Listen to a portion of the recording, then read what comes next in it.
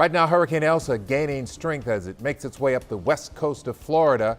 Let's take a look right now. This is, where are we looking at? This is out over uptown, where the weather for us has cleared out. Nice, balmy, dry, but it is going to come back. Let's talk about Elsa. Where exactly is that hurricane right now? Well, we have that hurricane sitting just off the west coast of Florida by a mere 100 miles or less as we go through the latest information coming in from the National Hurricane Center. It's just brushing past the Tampa-St. Petersburg area, all the while pushing water up ahead of it. So up across in the Bay Area right there, I'm sure there is some higher tides coming on in for many of those locales. And as you look across the area, you can certainly see that kind of a infrared cloud cover we got right there is only on like a lopsided side of the system. It's very much not showing too much going on the western southwestern portion of it because of some upper level wind shear really cutting off the top of that system.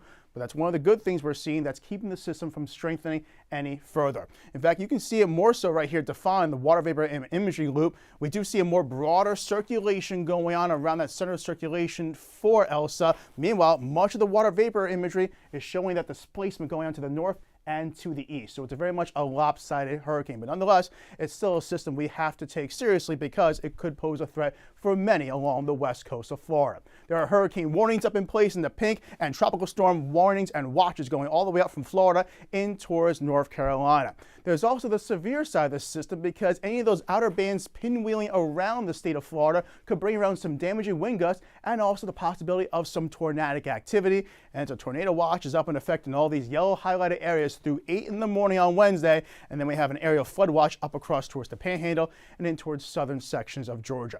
As we go through the overnight hours, it will either maintain hurricane status or very briefly drop down to a tropical storm, nonetheless still very powerful, before it makes a landfall towards the Big Bend of Florida by tomorrow morning. Then it starts to pick up speed and starts to lose intensity as it makes its way across the southeast and eventually up past the northeast coastal waters and then completely out of town.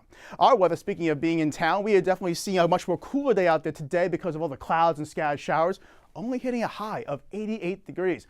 Normally we should be around 94 degrees, and we're going to be seeing our temperatures stay on the cool side of things for tomorrow with a lot more shower activity on the way. Thunderstorms as well. Look at that right there throughout your 7 a.m. forecast through lunchtime. Keep that umbrella by your side, especially if you're out and about during the morning hours. And you may also be woken up by some rumbles of thunder because of those bands pushing on in across from the Gulf of Mexico.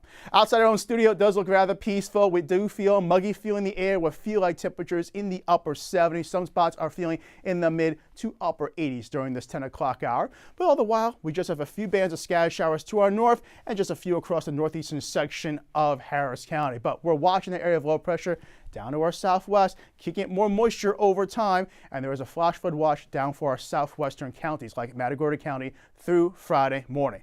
By tomorrow morning, we can see bands of scattered showers coming and going from time to time. Same thing through lunchtime, and as you make your way into the afternoon hours, more of the same will be coming our way.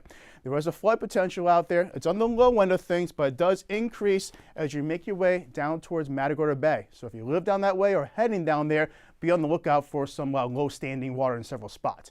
But then as we go throughout the next several days, we're going to gradually see those rain chances diminish heading in towards the weekend. As that low pressure pulls away, high pressure will try and build on in. As the shower potential goes down, our high temperatures start to go on up. Bring on the high pressure. Thank you. Yes.